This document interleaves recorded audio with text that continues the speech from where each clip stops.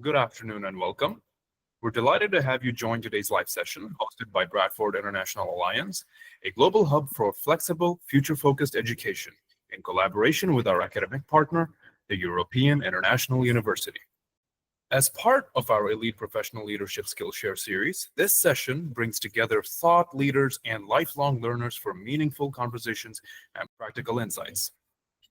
It is our honor to introduce Professor Dr. Edward Roy Krishnan, founder and Director General of EIU, a visionary in global education known for blending academic excellence with real-world impact.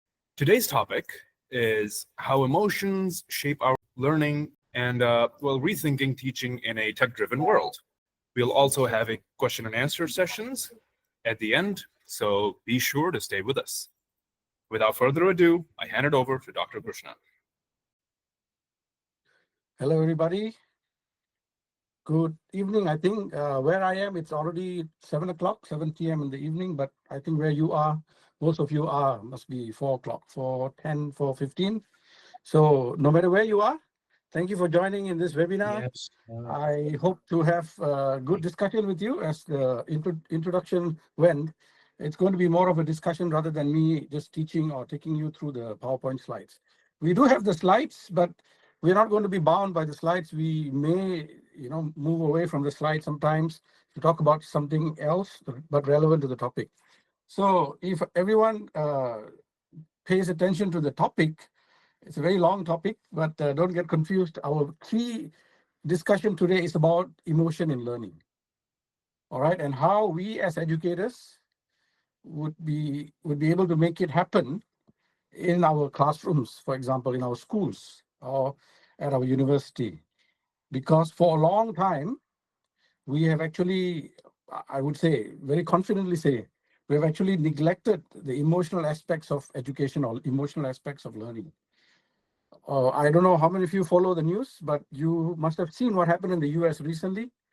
Although it was a very isolated incident in a particular country, it has made waves across the globe simply because of the symbolism that it represents. And that I'm talking about the Charlie Kirk assassination, murder by a 22-year-old university student who was an excellent student, who was, a student.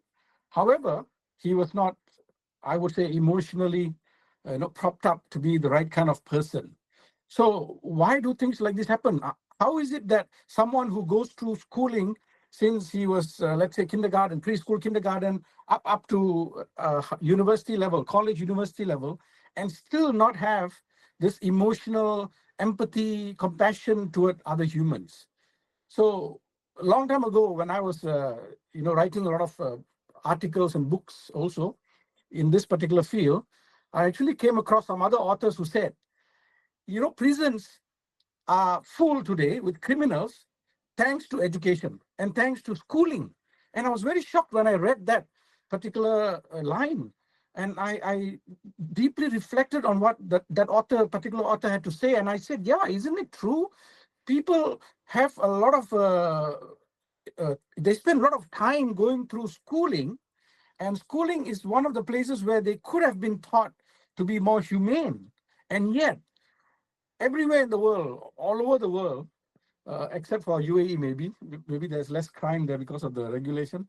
But everywhere else, you see crime spiking and, a lot of bad things happening around us. And so this actually is telling of how the school system has failed and how teachers and educators have failed. And I don't know among you today, how many of you are educators or teachers or people who are running education institutions, but this is directly coming to you today. And whatever I share with you today, I hope you will take it not just as a webinar, probably you'll get a certificate later on by Bradford, but I hope you don't stop there, but actually take it to your heart and think about ways you could actually take education back to becoming more human or humane in the end. All right, with that said, let's begin. Emotion in school or in education or in learning. We are also going to talk a lot about technology today. And the moment I talk about technology to educators become a little bit restless and uncomfortable. I have personally attended conferences, seminars, as well as workshops. I've even attended debates where experts in education field sit across each other, opposite each other, and debate about the role of technology and the role of AI, especially AI now, in education and education enterprise. And you would be surprised how many percent of the people that I've seen in front of me presenting and talking about this topic are totally against the integration of technology and AI into education, into teaching, into learning, as well as into schooling itself as a whole. And it really shocks me to see how the same people who have embraced AI and technology for everything else, rejecting it, resisting it for education or in the field of education. Now, later on, I will show you more examples, more concrete example in that direction. All right. Now, how many of you, the third slide, how many of you feel, now please be very honest, okay? Let's go to the next slide. Okay.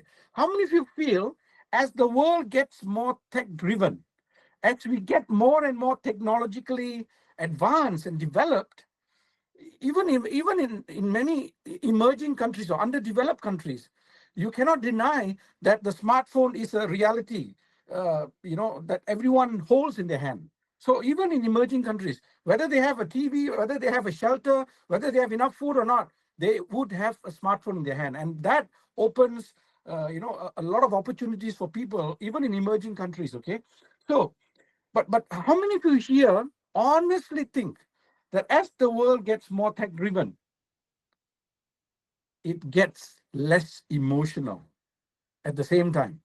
How many of you feel there is a positive correlation? The more advanced we get, the more I would say, the less emotional, the less sensitized we are emotionally as a human being. How many of you feel that way?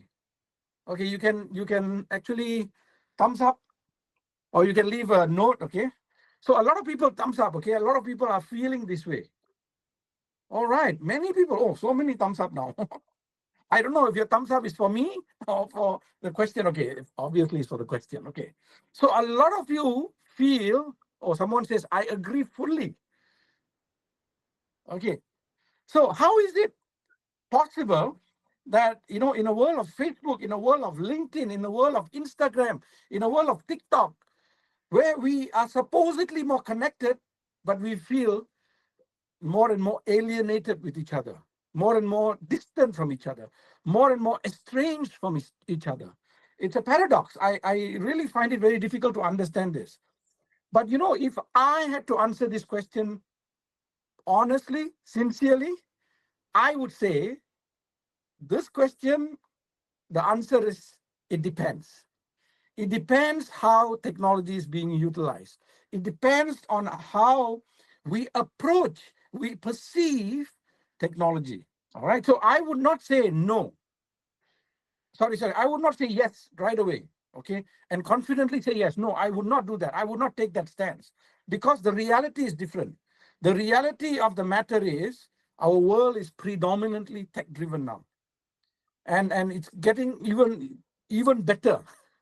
I mean, I like to see it positively, okay? But I'm not denying what you're saying, okay? Especially if you're parents looking at your kids, you may become very surprised and scared and anxious.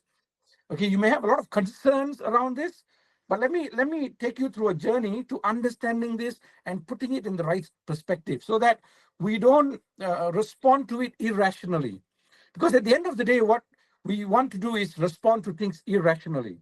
Let's be rational, let's be objective. At the same time, let's see what are the good and the bad, and see how we can handle it together as a community of learners. So I would say that no, it's not true that as the world gets more tech driven, the less emotional we get. In fact, I believe and I foresee and I envision a world where emotions, where relationship, where connectivity, where interaction gets only improved as the world gets more technologically driven. Okay. Now, why do I say this? Please be patient with me. All right, let's start. I want more participation from all of you. Already you started participating. That's good. Okay. This is a very lively group. So that's a good sign. So the first question for everyone, and everyone must answer, and you must choose only one answer, okay? There is 1, 2, 3, 4, 5 response choice, but you have to choose only one. You cannot say, I will choose this and that. No, only one. So let's put up the poll, and I want everyone to answer, and I want to show everyone what everyone else says, okay? Let's go for it. How comfortable are you, if you're an educator, or even if you're a parent, how comfortable are you using education technology in your teaching? Okay, assuming that most of you are teachers, okay, or you are teaching in one way or the other. Even if you're a trainer, if you're a HR head, every one of us are teachers in one way or the other. So how comfortable are you using education technology in teaching? Can we give the answers through the chatting area? You're supposed to answer to the poll. Yeah, okay. Miss Amna, are we doing the polls? Yes, sir, we are. Okay. So everyone, please go to the poll section and choose your answer, one answer, and then we'll see a statistics. That is more exciting, actually. You see the distribution across everyone here. And then we can go specific into individual comments. Okay, I'll definitely give you time, selective persons, time to explain your answer. But first, respond to the question. Okay, good. I can see no one said not comfortable. So no one chose not comfortable option. Okay, that's good sign. One person said slightly comfortable. That's very good. Slightly comfortable. At least you're not saying you're not comfortable at all. Okay, now moderately comfortable is increasing. Okay, right now we have we have a leader now. The response comfortable is 9, surpassing 10 now, surpassing moderately comfortable, and we do have 5 people who are very very comfortable. That's very nice. 5 people who are very comfortable using education technology in your teaching. That's very good. So I think we can end the webinar now because most of you are already using education technology. So I don't mean that. Okay, so slightly comfortable 1, moderately comfortable 9, comfortable 11. Wow. And very comfortable 5. So 11 plus 5, 16 in the range of comfort, okay? You're very comfortable. And 9, moderately comfortable, very close to becoming more comfortable. So that's very nice. Let me just ask that one person who said slightly uncomfortable, slightly comfortable, meaning, more to the uncomfort and then the comfort. That one person, can you please on your mic and tell us why you say this? What is the experience with education technology? How about those who are very comfortable? Can you tell us why you say that you're very comfortable using EdTech or education technology? Yeah, don't have to raise your hand. You just turn on your mic. Mr. Abdullah has raised his hand, and Mr. Harshita Hello. has raised. Hello, Okay. everyone. Can you hear me? Yes, we can hear you. Okay. First of all, most welcome, Doctor. Professor, first time I know there is about a negative effect of using or adopting AI or ethic in education or teaching. Because as per our knowledge, AI and ethic have accelerated teaching process. It makes everything easy and accessible, especially for students with special needs. There are a lot of and plenty of AI platform or apps that can be leveraged by special needs education that will make teaching or educational content and in their hands. So previously there weren't such programs or AI, let's say, platforms. So I don't see, for me personally, I don't see any negative impact. I can see it from a social perspective, not in teaching or learning. Okay, are you teaching in the special education field? No. I'm just saying because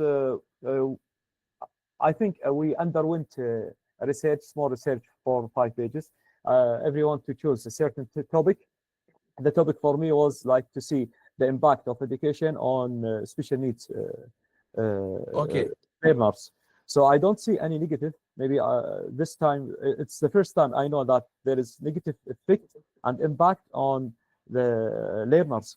So still, I'm thrilled to listen from you. What Okay, are okay. the impacts? So you will hear a perspective that you have never heard before. But one thing about special education, you'll be surprised that a lot of theories and education best practices actually come from special needs education.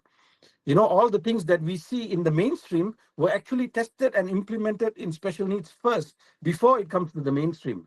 And that is why, you know, sometimes it's very frustrating because what works in special needs would work even double or triple much better than in the special needs with the mainstream school.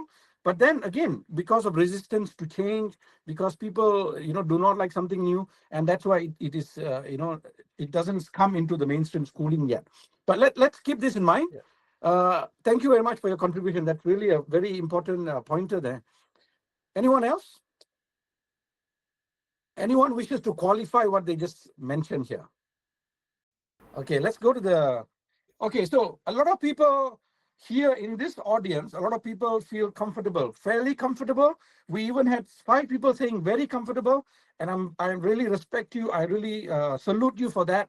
In fact, if you have learned to embrace technology, if you have learned to embrace AI and integrate them into your own teaching, that's good.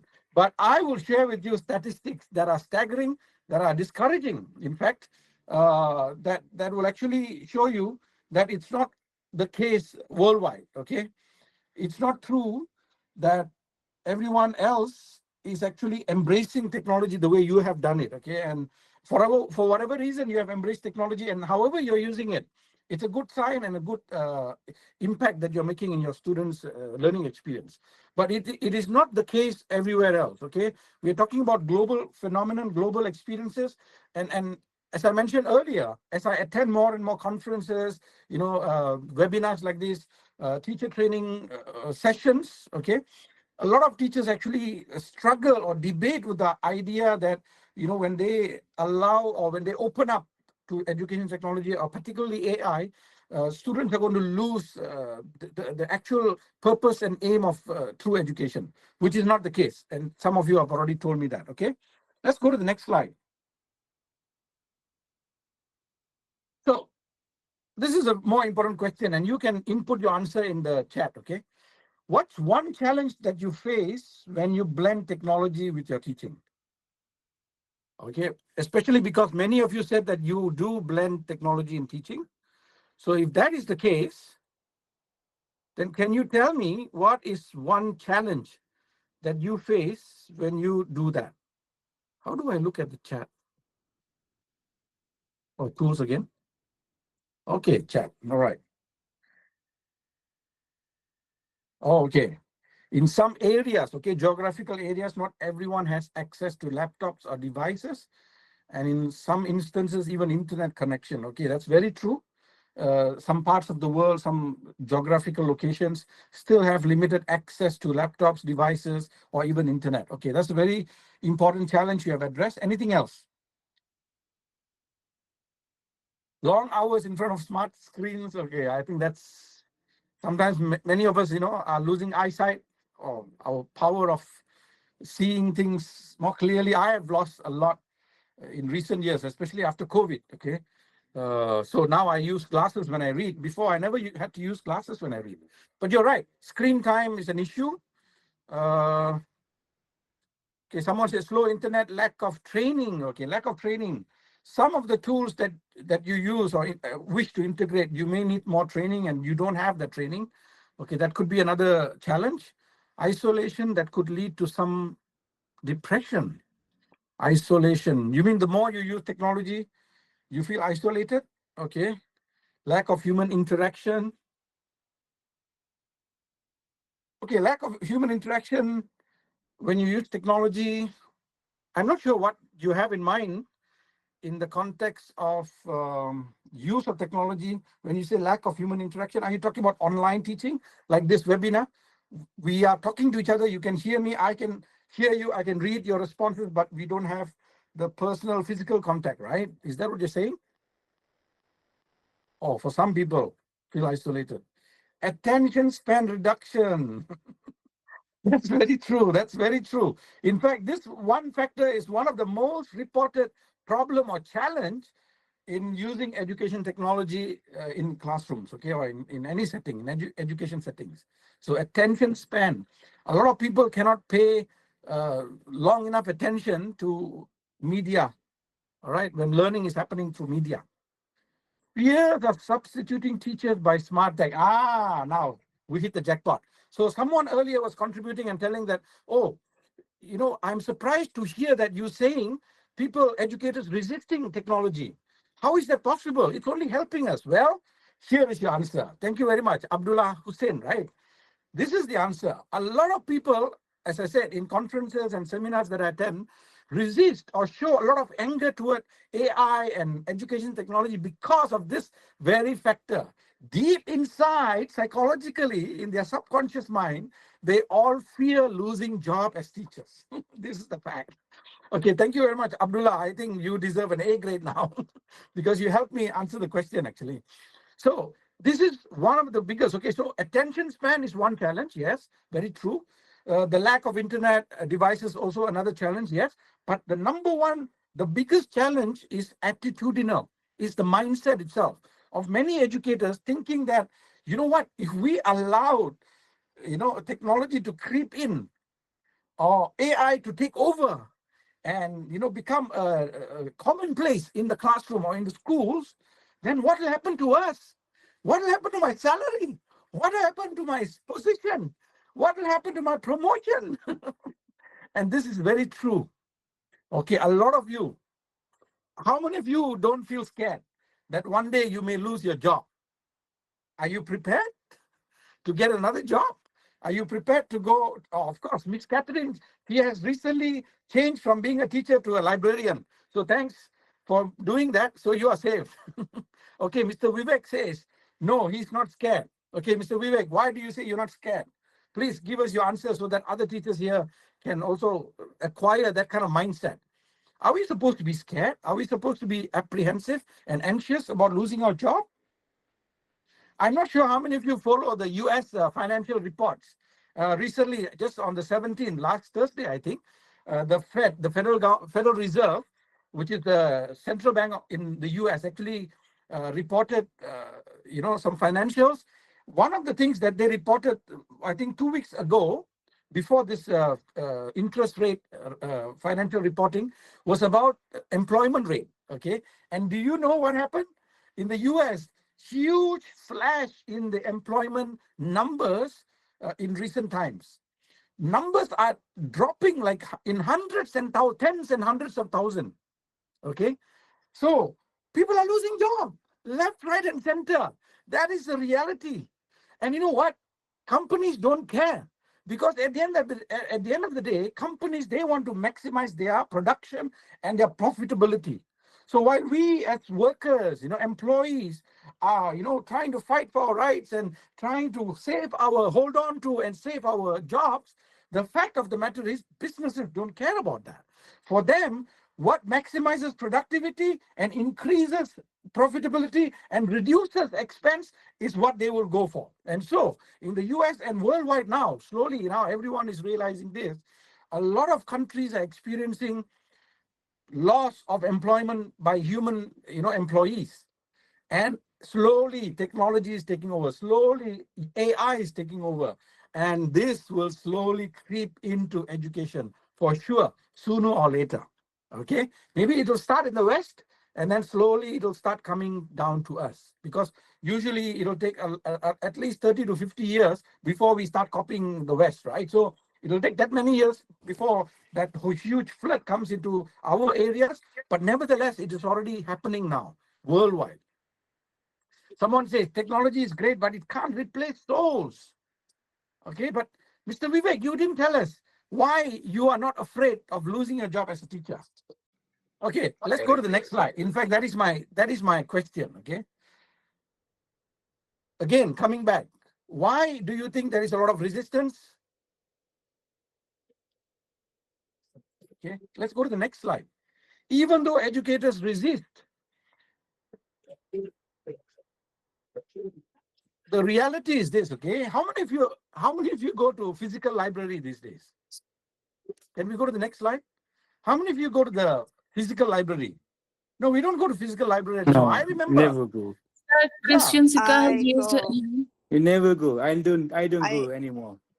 I In work in one. I go 2035, every day. in 20, Miss Catherine, she works in one. Clive. Yes. So we don't go to physical library. We use digital database for our research. All right. Do we use the TV, the big bulky TV nowadays? We don't. We use smart TV. Smart TV that integrates Netflix, I don't know what other channels or what other cable channels that they have, Amazon, and things like that, right? We don't write letter and post letters anymore, right? We send messages, or at the most we send email. By the way, I have stopped emailing. I do not even, check my emails. I only use WhatsApp. I think 99% of the time. So even email is outdated for me. How about payment? When it comes to payment, we all use cash still. How many of you use cash? Never. Yeah. So we have moved to online payment. All right. Yeah. How many of you use a physical Calling map when you drive? Bola Now, How many in of you- Middle East, we are practicing the pay wave. Everything pay wave.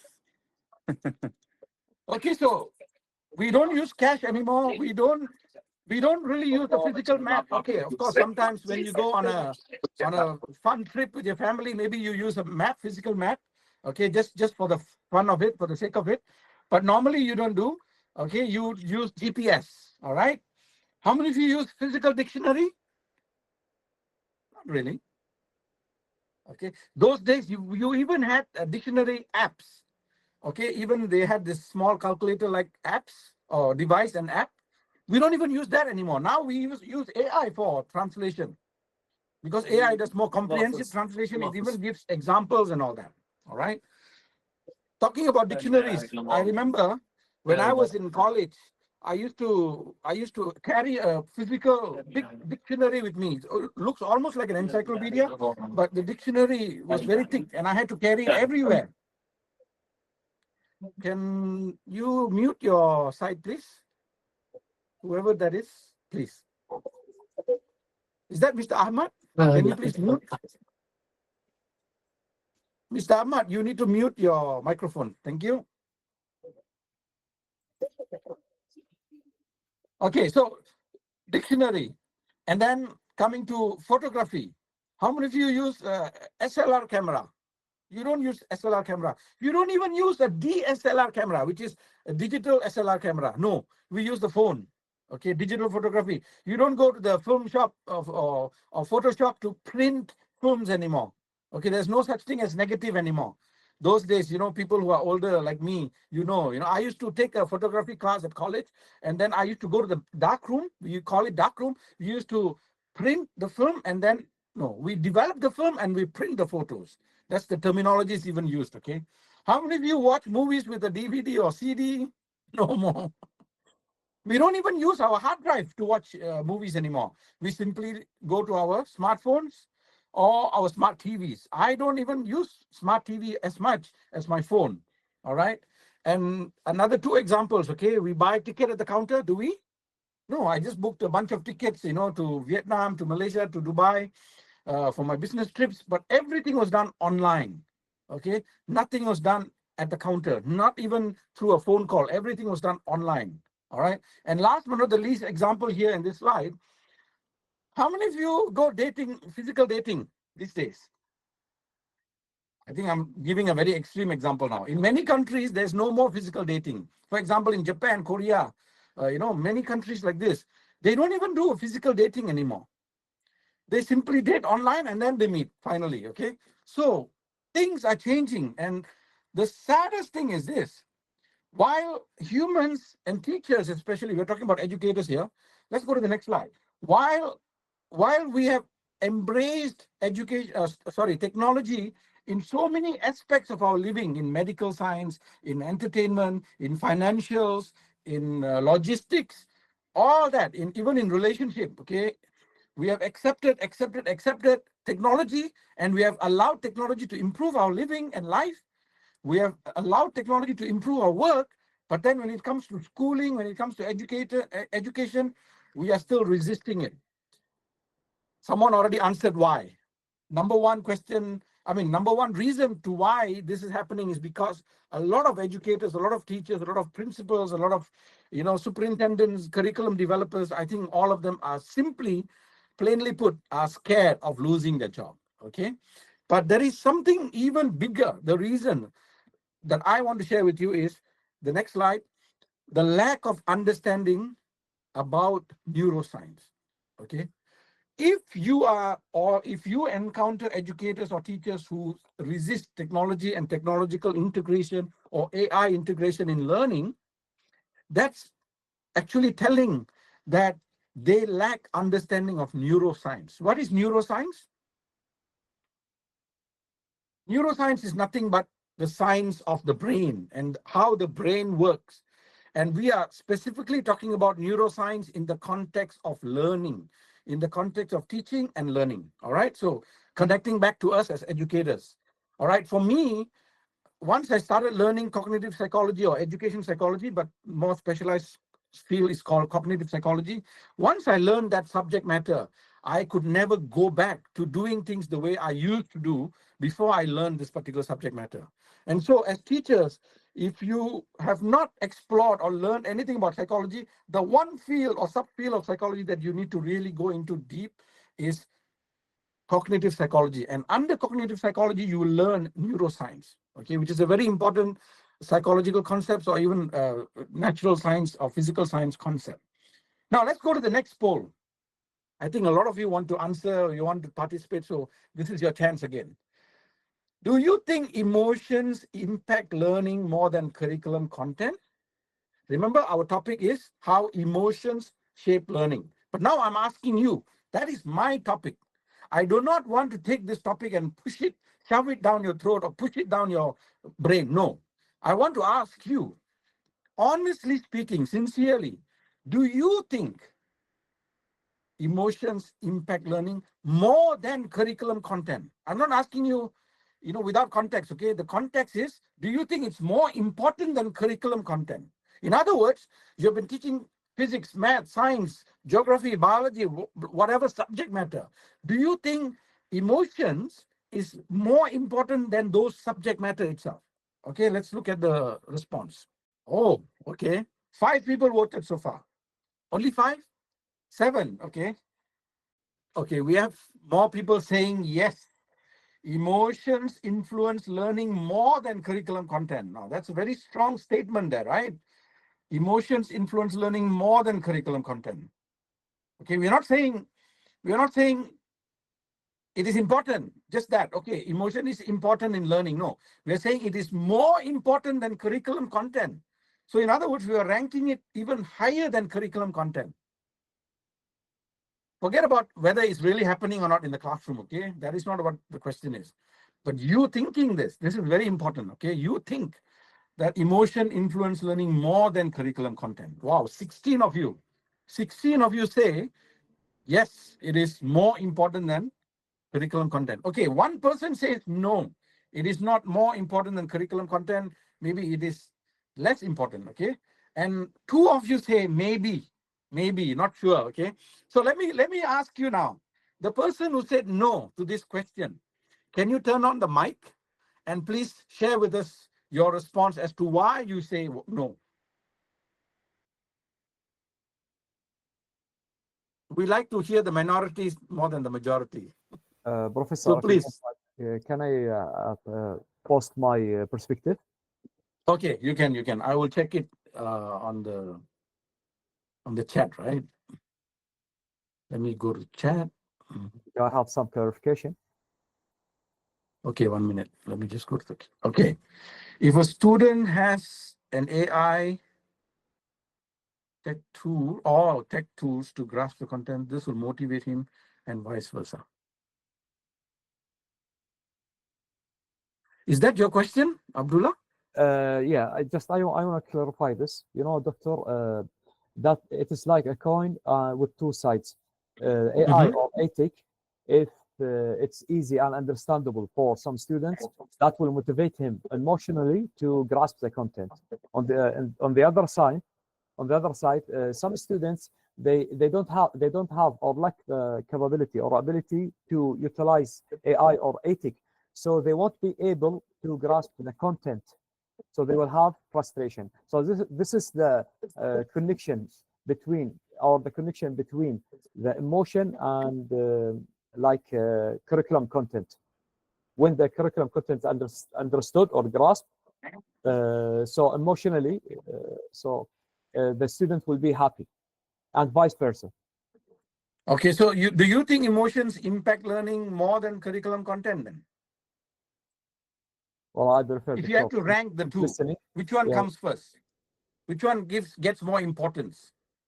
I don't have all angles of this such a question. It's better to listen, and maybe there are other sides, other angles. So better to hear the other. Okay. We'll keep exploring. Okay, the ones who say maybe, please, if you can open your mic and say something. Why you say maybe? Why you're not so sure about your answer? Okay, so anyway, majority says yes. Majority people in the audience say that they think emotions impact learning more than curriculum content. And our brother just said something very useful just now, okay? And that is, he sort of summarized everything. When students feel they are learning well, whether they're using education technology tool or if they had a very good teacher. Now, in the past, that's what happened, right? They had very good teachers. So I had a very good chemistry teacher, for example, and I enjoyed and loved chemistry, but I hated every other subject because the way they thought, compared to the chemistry teacher was very different. And that demotivated me versus chemistry subject motivated me. All right. So it's like a loop. It feeds into each other. So the more a student learns and feels that he is learning or she is learning, it definitely feeds into his emotional experience of wanting to learn more. So that is a very good response just now. It definitely has got connection or interconnection. But what has happened in the schooling system for many, many years, or not years, decades, in fact. Let me just read this chat. Sir, click the 9 dots. Oh, okay. Someone is teaching someone something. Okay, forget about it. I'll go back to what I'm saying. Coming back to the poll, a lot of you said yes, one of you said no, and two of you said maybe, right? So let me just tell you that emotion indeed is more important than curriculum content. Now, let me take you quickly to Google and what they used to do. I'm not sure if they're still doing or not, but what they used to do. Google used to have what? Nap pots. They used to have a massage center. They used to have a 24-hour canteen. They used to have a lot of these amenities for their workers. They even had a time out of their normal working time, a particular day that is allocated for partying. Okay, I'm not talking about bad kind of party. Okay, and a good type of partying, get together, eat together, discuss, not talk about work, not talk about work at all, talk about everything else but work. What that made Google do is actually see the greatest number of inventions and innovations in Google. Did you know that? This is a fact. Has been researched and established. In fact, Google now has moved away from that practice. And now how much of innovation comes out of Google? Nothing much. Okay, but when they were practicing that kind of culture, organizational culture, where they celebrated emotion and ensured that their workers were happy before they performed, what they found was there was a lot of innovative ideas coming out of Google and Google staff and employees. The same thing now you apply in school or in a classroom, in a learning environment. Emotions impact learning more than curriculum content because without emotion and emotional well-being ensured in the classroom among the students, among the learners, I think curriculum learning or curriculum content learning will fail. Okay, let me tell you the science behind this also. You know where's the emotional center in your brain? The emotional center. The brain is a big organ, okay? It's inside your skull. But where is the emotional center? By the way, for many, many decades and centuries, actually, a lot of people think, when they think about emotion, they think about the color red. They think about heart, right? The heart is not responsible for any emotion, by the way. Okay, I love you with all my heart, whatever that means. It is not true at all. Yes, that's a joke. Someone is laughing. Yes, It is not through someone. If someone tells you he loves you or she loves you from with all his heart, no, tell them you're lying. That's the truth. The heart's only function is to pump blood. That's it. So the heart is not responsible for emotion. It is the brain that is responsible for emotion. And which part of the brain? There is a specific part or center in the brain that is responsible for emotion. And that center is called amygdala. The amygdala is at the base of the brain. It's right down here. And to give an analogy, it's like this. If you want to go to the part here, this is the cerebral cortex. Okay, this is where learning is taking place, thinking is taking place, decision making is happening, problem solving is taking place. So in a classroom or in a learning setting, we want students to use this, this one here. But to get to here, you have to actually access here by going into the amygdala. It's like an elevator. Okay, you enter the elevator and enter the chamber, and then you take the elevator, go upstairs to the cerebral cortex where learning is or thinking is taking place. So this is a very good example. First, you activate the emotional aspect of your students or the learners. And then when they're emotionally secure, sound, safe, happy, trusting you, then they are ready to think creatively. They are ready to use this part of the brain. This is physically, by the way. This is why Google did what it did. And it actually saw the greatest number of invention and innovation. And that is why many organizations are actually copying that idea.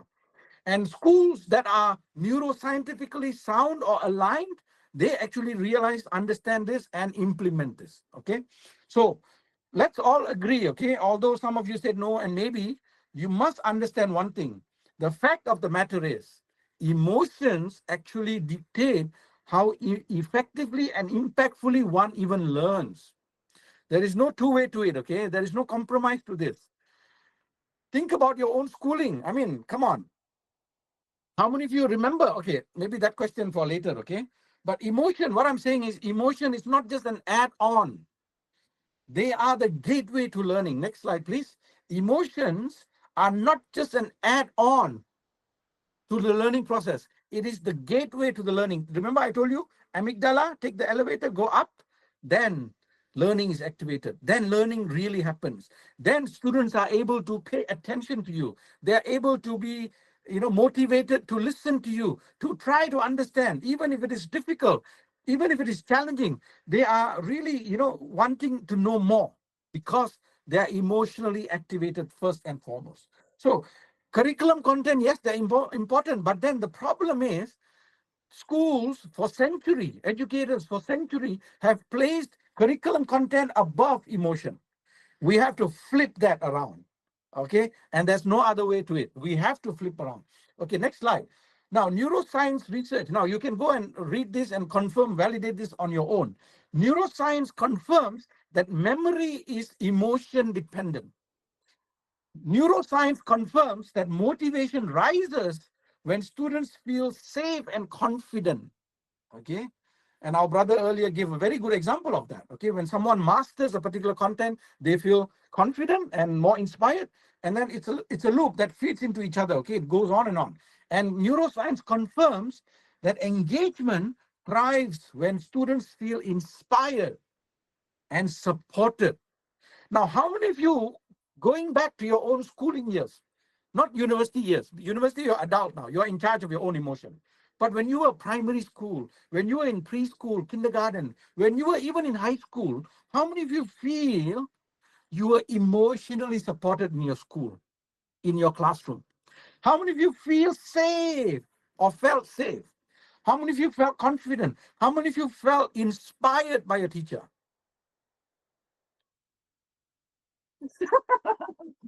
Someone did this, okay? Yes. Not many of us can proudly say, oh, I had the best schooling experience ever. My teacher supported me. My teacher trusted me. My teacher elevated my spirit. My teacher inspired me. Not many. I remember not wanting to go to school. A lot of students develop something called psychosomatic illness. It is not a real physical illness, but in the morning, just before the school bus arrives, they get sick. And then when they go to the doctor, the mother and father cannot figure out, even the doctor cannot figure out. There's no bodily problem at all. They're physically perfect, but then they get sick every morning. That's because it's a psychophysiological illness. It's real, but that's emotion manifested even physically, okay, bodily, because they are terrified, they are scared, they are fearful, they are embarrassed. Oh, by the way, how many of you went through schooling and felt embarrassed? You know, when I was in primary school, talk about memory is emotion independent, okay? Talk about memory, I will never forget this. Those days, okay, in 1980s, we had headmaster, but the headmaster will not do disciplining of the students. The headmaster will stay away from that. He appoints another dirty guy, a guy to play this dirty role. They call them disciplinarian, school disciplinarian. By the way, I come from Malaysia. So this is happening in Malaysia, okay? I remember very clearly our disciplinary teacher, very big guy, okay, male, and he's very feared. And you know how he punished students? He literally stripped them naked. He will call them to the front and strip them naked. Literally. I went through this throughout my primary school. Okay. Of course, he didn't do this to female students. He will threaten them, but he will never dare to do it. But to male students, he would very comfortably do it. And it was really heartbreaking. And the worst of the worst was this. One day, this particular student, okay, his name is Saiful. I even remember Saiful's name. You see, even though so many years have passed, I've even lost contact with him. But I still remember, because remember, neuroscience confirms that memory is emotion dependent, because the emotion was so bad that I still remember it, okay? Yes, of course, that's abuse for sure. And the teacher's name I still remember, Cikgu Satali. Cikgu Satali, okay, Satali. His name was Satali until now. No one can forget his name. He literally stripped students naked. And one day, Saiful, my classmate, was taken not in front of the classroom, but in front of the whole school, in the assembly. And he was stripped naked in front of the whole school. Think about fear, think about humiliation, think about embarrassment. This is what's happening in schools in different forms, okay? Maybe today you don't have teachers stripping people naked, but in one way or the other, one form or shape or the other, students are constantly being humiliated. Teachers enter into battles with students. Teachers have this ego clashes with students. Teachers, you know, they want to feel safe, but then they don't care about the safety and the emotional comfort and the security of the students. This, I think he already died, don't worry. I think recently we have a group now, WhatsApp group, and my classmates, you know, the alumni of that particular school told me that he already died. So rest in peace, teacher, Cikgu Satali. Cikgu means teacher, okay? Anyway, what I'm coming to is memory, motivation, engagement, all these rises the level of students' performance. You know, for many decades, we ask ourselves, why aren't my students doing well? Why is it that only 5, 10 people or 2 people in the classroom doing well and others are all average and below average? Why? Well, this is the answer. Because we never understood, or we never really truly understood and took into serious consideration the role of neuroscience in teaching. And on top of it, by the way, we don't have time. Remember, curriculum content, very important, because at the end of the day, they all are preparing for board exams, final exams, exam, test. So we are focused on delivering our content, curriculum, syllabus. But what happens is, at the end of the day, a lot of students underperform, not because they are stupid, not because they are not intelligent, but because we have deprived them of basic neuroscientific principles of how the brain really works. Amygdala, take the lift up to the cerebral cortex. We have not done this. And so our students fail, not because they are failures, but because we as educators have failed disgustingly. This is the truth of the matter. And you say, no, but now things have changed. No. By the way, I have led international schools. I've been even headmaster of international schools. I'm talking about international schools because people pay a lot. okay, to study in international school. And so you expect things to be different there. No, no, even there, parents are sending students to international school, pay a lot of money to get the same thing.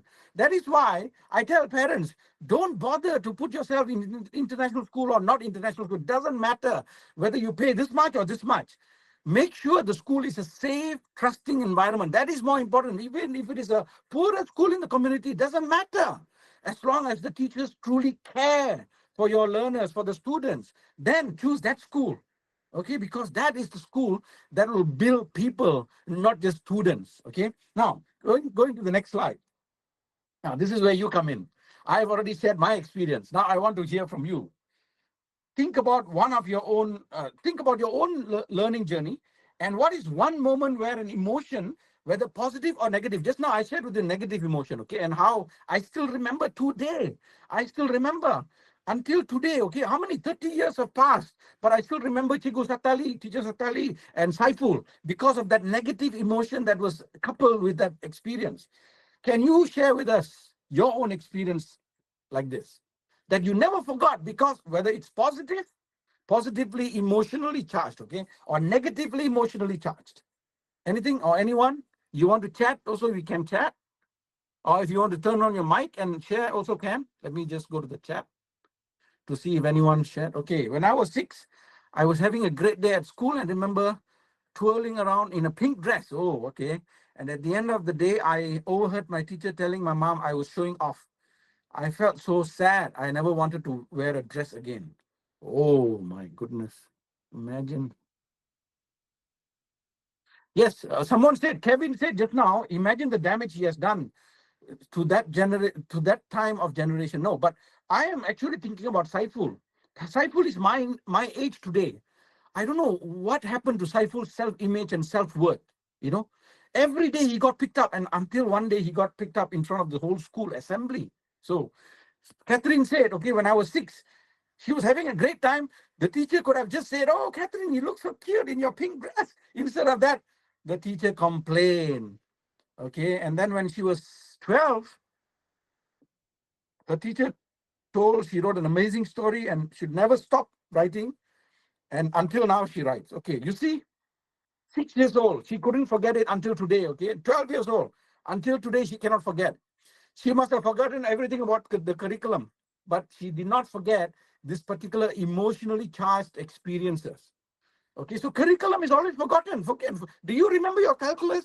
Do you remember your algebra? Do you remember your whatever geography, where the countries are, the names of countries, or the historians' names, World War II events, and what led up to that event? All those things, or chemical reactions, the process of photosynthesis, all these things. Do you really remember? Maybe not, but you remember relationships, emotions. You do remember that very clearly and very vividly. Anyone wants to say something? Yes. Someone raised his hand or her hand. Hi, good evening, Doctor. How are you? Yeah, good evening. Just one story from when I was in primary school. My Okay. teacher gave me some books to hand out to everyone else in the class, and Okay. he after doing that, I had given the books to everyone else, except myself. So I think he had either intentionally or somehow forget to put one book. And what he told me that day was that the fact that you gave everybody else the books or the pamphlet, I can't really remember what is, and you left yourself out, making sure that everybody else got it, it shows that you are going to be a great leader in the future. And that statement, it has resonated with me for years to come, and I think it's one of the things that has been motivating me to do more, to the point of where I am right now in my current role. So that is one. Oh, very lovely story. Yeah, that is Nice, one nice. thing that really that I take with me, and I try to instill that in my team lead and supervisors and everybody who works under me. What was your age at that time? I can't really remember because I was in primary school. I think it was my Very 6th young. or 7th year. Yeah, that was Okay. very young. Okay, great, great. Thank you so much for sharing that powerful story. Okay. So Thank you. simple thing like that, but very emotionally charged. You can never forget until today. And that actually tells you the role and the importance of integrating emotional learning in the classroom, okay, when you're trying to teach students any other subject matter. Anyone else? Any other in the chat? Let me see in the chat if there's any sharing. No, only Miss Catherine shared. No one else. Okay, let's go to the next slide. Okay, so that's important. Okay, please, others, please go back and think about your experience during schooling, or even something more recent. You know, something that emotionally impacted you that you'll never forget, and that is neuroscience. So the point of the matter is emotion imprints learning far more than fact alone. So if you are a teacher, if you're an educator, and your focus is primarily subject matter teaching, covering syllabus, completing syllabus, and making sure that the students, you know, aces or tops the whole school or the whole class with good grades, well, you're in the wrong direction, because that is not what education is all about. That is not it, okay? Emotion actually ranks even higher than curriculum content. Curriculum content comes next. Next, let's go to the next slide. So you wouldn't believe this, but the fact of the matter is this.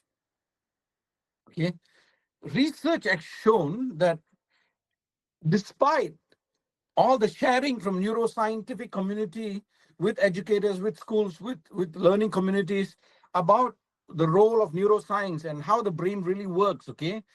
Now, neuroscience shows strong connection between learning and emotion. Since when? Since 1950s. This is when neuroscientific findings and, you know, conclusions about how the brain really works and how to optimize the learning process really came into public. 1950s. Now we are in 2025.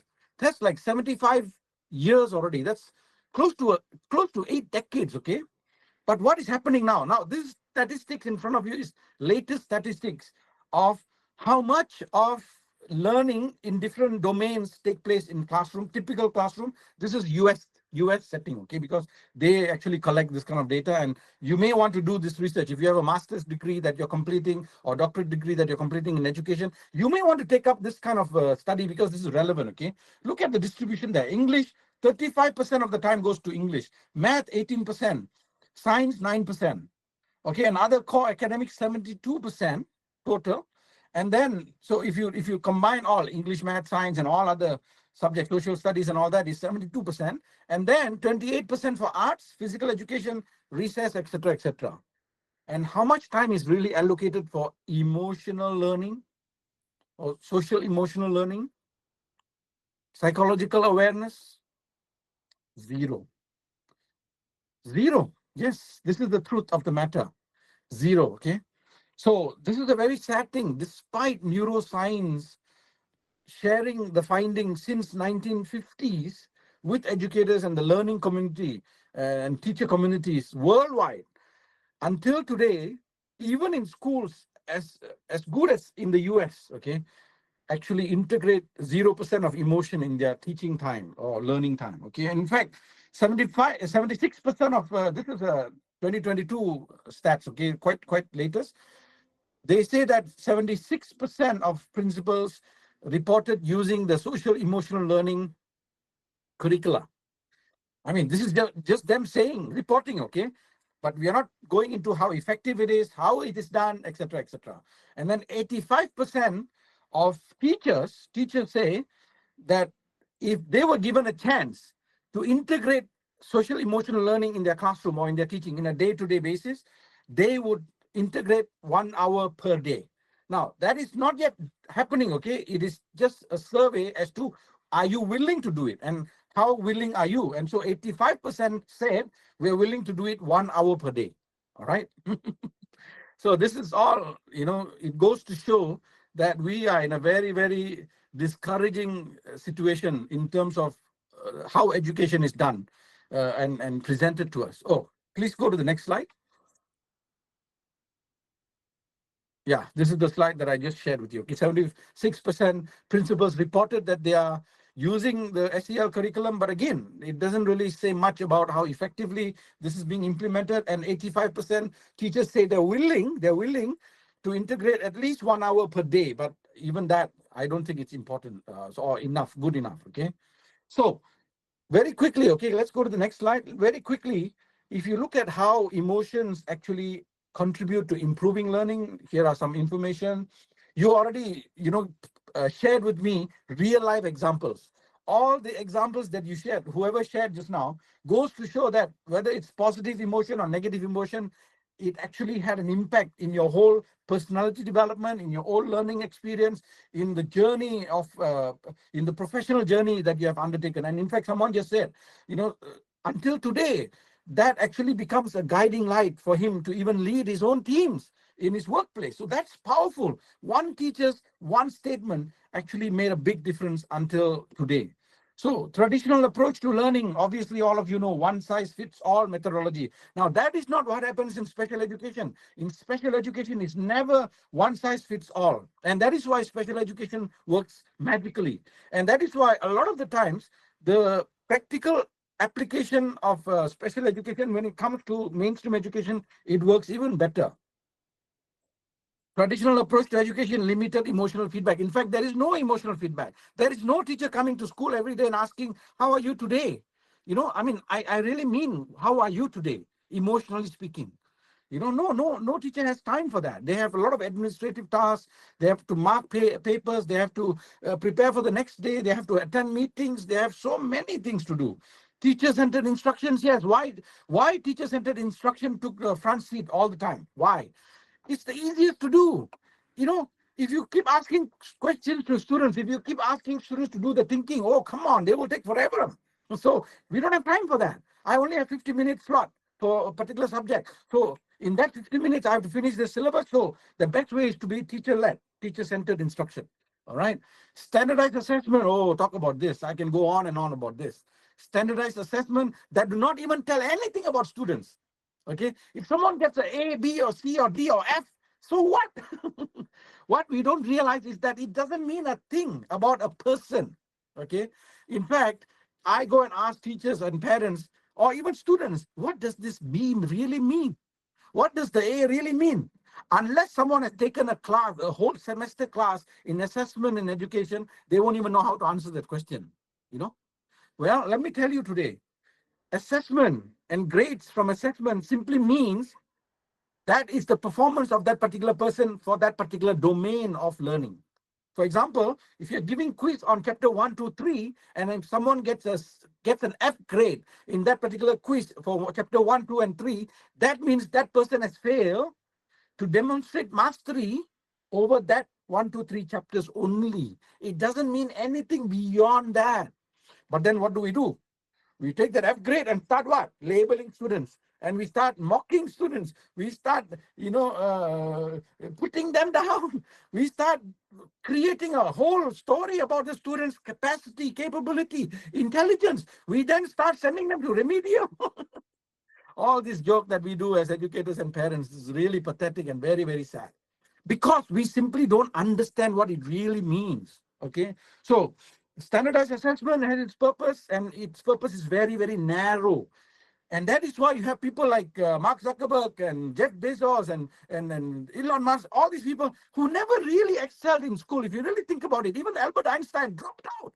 Those people who really became remarkable, outstanding individuals, and who they are never ever are people who excel in school, because that's the thing. Here, this brain here doesn't respond to the structure that is school. Okay, so don't feel bad if someone underperforms on a particular test. It doesn't really mean much about a person. Minimal personalization. Oh, by the way, something about neuroscience and the brain. If something is not personal, the brain rejects it.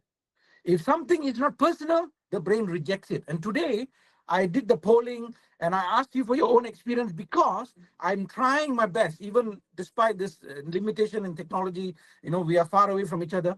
I'm trying to make this particular session personal to you. When you relate your own experience with us, with the whole class, it becomes a more personal experience with you, for you. And that means your brain then tune in to this session ongoing, okay? Otherwise, you'll lose interest and you'll say, okay, let me watch TV while muting this particular session. All right, so this is all traditional approach. Whereas when you start using or integrating technology, Now, why do you need to integrate technology to make this happen? Simply because we don't have the time, we don't have the manpower, okay, and probably we don't have enough budget. So some of this technology, when it comes to the picture, it actually can transform the traditional classroom into a much more progressive and neuroscientifically aligned classroom, where adaptive learning takes place. Now, adaptive learning means you don't give chapter 1 to all the students at the same time. You say what? Some students can learn chapter 1 today, but some students are not ready for chapter 1. Let them learn something prerequisite to chapter 1. Or some students already gone through this chapter 1 objective or learning outcome. Let them go to chapter 2 or chapter 3 or more than that. Okay. So adaptive learning is made possible by technology enhanced approaches. Real-time emotional analytics. Okay, I told you just now, we don't have instances where teachers come to the classroom and ask, how are you? But does that mean, because we don't have time, right? And we are one teacher against 30 students. But does that mean that we are excused now? We are excused from doing that? No. Using technology, you can actually still check in the emotions of your students even before starting a session or during a session or after the session, okay? So real-time emotional analytics is very important. Why? Because you want to know whether students are safe, whether students feel confident, whether students feel engaged in the learning process. So that is possible in a technologically integrated classroom. Student-centered experiences as opposed to, as I said earlier, teacher-led teaching, teacher-led instruction, teacher-centered instruction. Do you know something? When teachers talk in front of the classroom, who's learning? Who's really learning? The teacher is learning, by the way, because it is also said, when you teach something 1,000 hours, you become expert in that. So you have a lot of experts in the classroom, but students are becoming dumber. Students are becoming less knowledgeable because the teacher is teaching, becoming an expert, but the students, everything is flying across, okay, above their head. They are not becoming any expert. Yeah. Teacher learning and students sleeping. Very true. Like right now, many of you are sleeping. But that is very true. This is very correct. Yes, very true. Very true.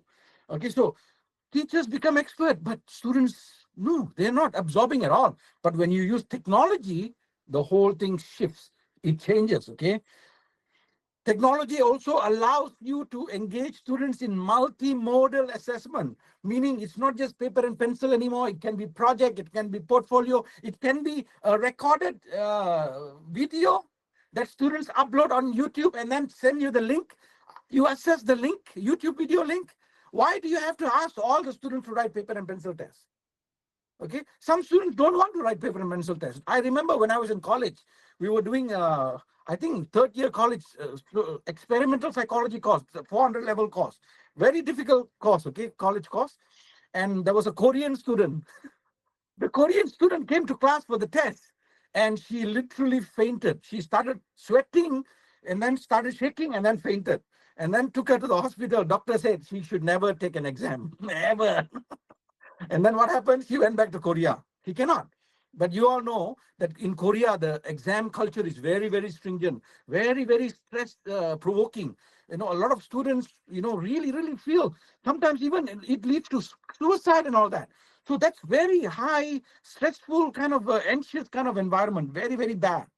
Okay, but with technology, if you integrate technology, you can actually make it multimodal assessment. The same assignment, the same test can be given to students so that they can submit the answer in wide range of ways. Someone can draw it, someone can write it, someone can video it. Okay, someone can speak it. Why not? Why not? So these are the things that you are open to when you open yourself to technology integration in your teaching. Amazing classroom. Yes, of course. We are still not ready for that. Oh, my school is not ready for that. Oh, my education superintendent, district superintendent, not ready for that. Yeah. If we keep giving this kind of excuses, then we will keep doing same old, same old. And lastly, AI-powered personalization. We talked about personalization. Wow, there is no substitute to personalization. When you personalize knowledge, you know, that's when. Have you seen some students who take it upon themselves? They go and study, you know, subsequent chapters by themselves because they're so passionate about it. I tell you a story, a real story, okay? I became so excited about chemistry that when I was in 10th grade, we have grade 10 and grade 11 before our GCE O levels exam.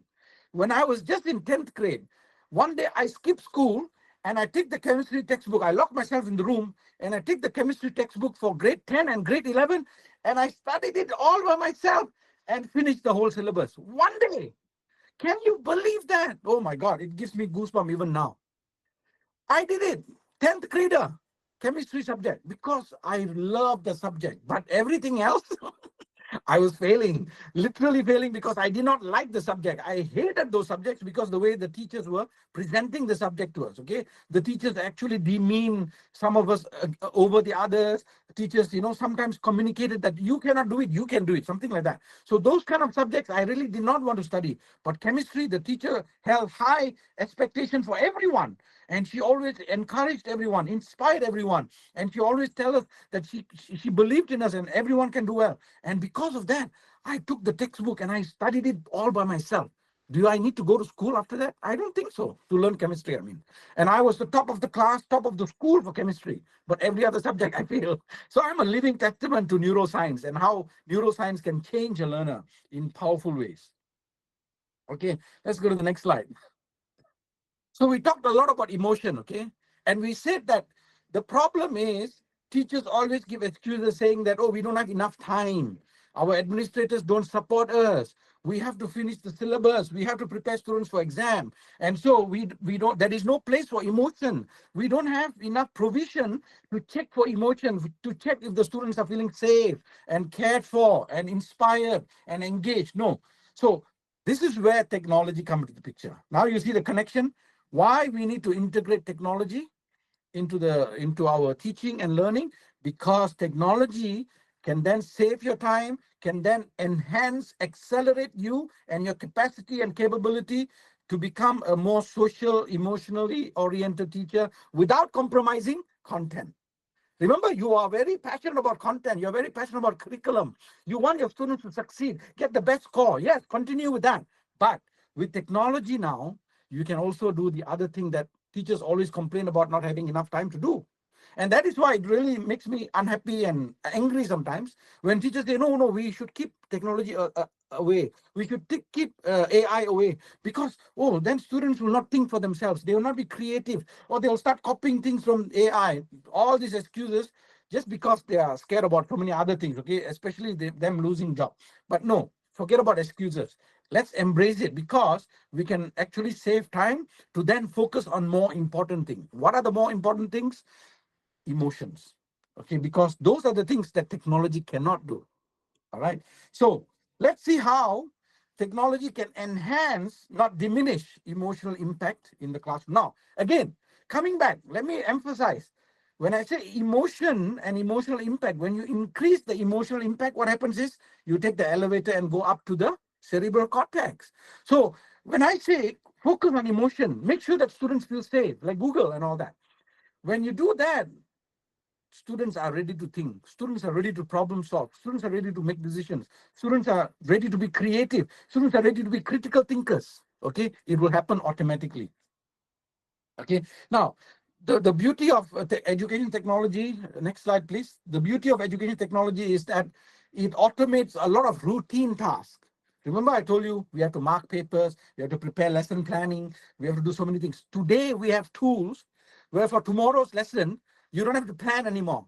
You have tools where the AI can pull in together lesson plan of 50,000 teachers worldwide and then generate a lesson that is hybrid for you. And then you go over it and then you refine it a little bit and then say, okay, for my students, because I want to personalize further, because I want to give them local examples, I will use this particular method, but I use some basic framework from here. So you don't spend too much time in lesson planning anymore.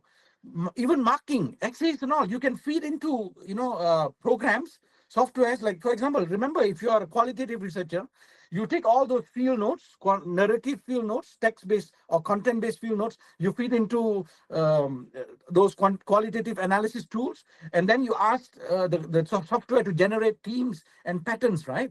You can actually use similar kind of tools to mark essays. because the device actually, or the software will actually tell you what are the weaknesses in the particular content and where are the improvement areas, etc., etc.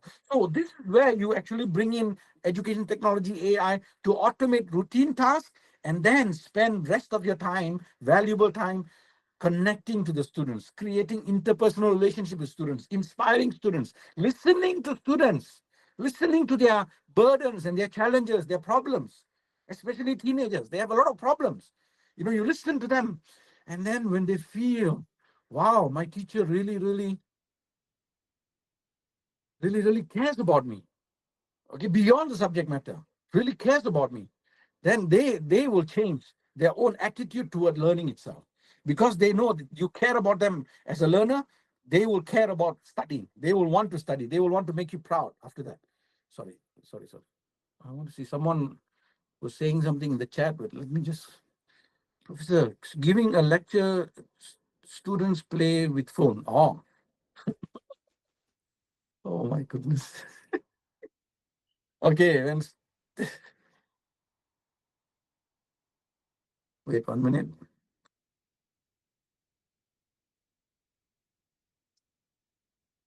Okay, you're saying that when you're giving lectures, students are playing with the phone?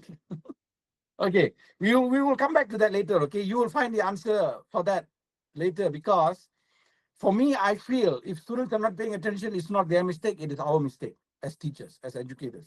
It is not their mistake, okay? You may argue with me, you may disagree with me, but for me, I would take responsibility for that. I would not blame it on the student, okay? Let's move on with the slide, okay? AI adapts content to learners' pace. Now, AI adapts content to learner's pace. Now, that's very important because human beings cannot do this. One teacher cannot teach chapter 1 to one group of students in the same classroom, chapter 3, and then chapter 5 to another group of students in the same classroom. And the reality of the matter is, neuroscience say that every student is different. By the way, psychology is all about individual differences. And every student is different. Every student has his own aspiration. Every student has his own ability. Every student has his own problems at home.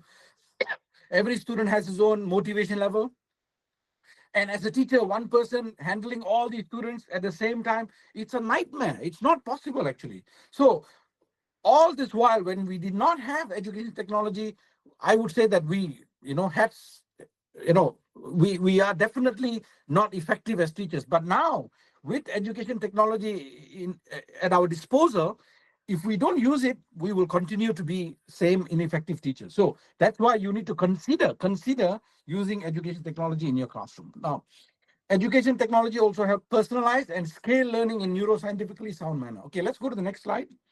The next slide, it says, what technology cannot, no, the previous slide, please. What technology cannot replicate is your emotional intelligence, things like empathy, trust, and human connection. We are talking about this already. So this is where you come into the picture.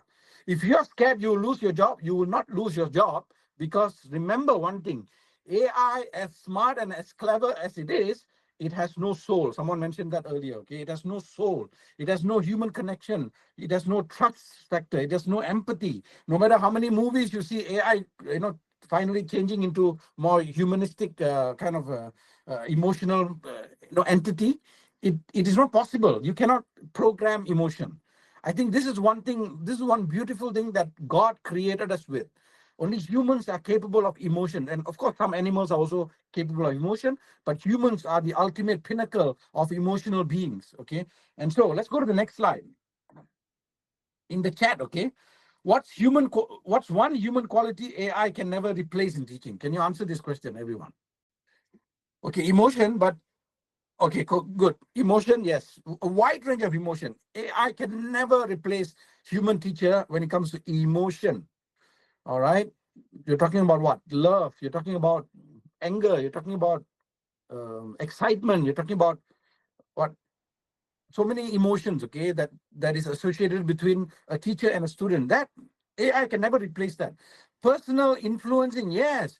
Inspiring someone, motivating someone. I mean, sometimes you just have to look at your students' eyes And that itself can create a very positive impact. I mean, depending on how you look.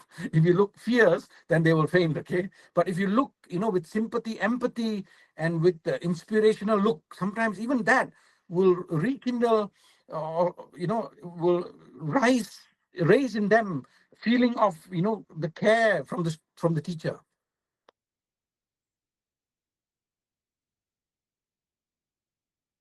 Okay, true care and love, yes, something that AI can never do.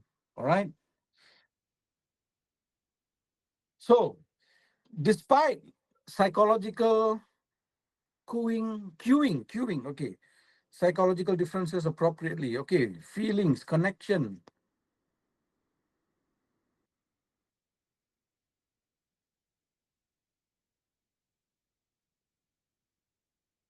Oh, AI can feel us. Okay, AI may be able to mimic or respond to human emotion, okay, but it's not with the real emotional experience, okay. Of course. Okay, in countries like Japan and all that, they do have robots that become their girlfriend, boyfriend. People date robots. Yeah, that is true. It's going to that extent today. But no, that is truly not emotion. Really not emotion. I mean, at the end of the day, people like this, they have very intense emotional need that they're trying to fulfill, even through robots. But do you really think they can feel that emptiness inside? No, I don't think so. Okay. Some emptiness can only be filled by, perhaps, for example, you go and touch another person's hand, and that touching alone can have healing. Okay, because we are humans, we are wired in this way, our brains are wired in this way.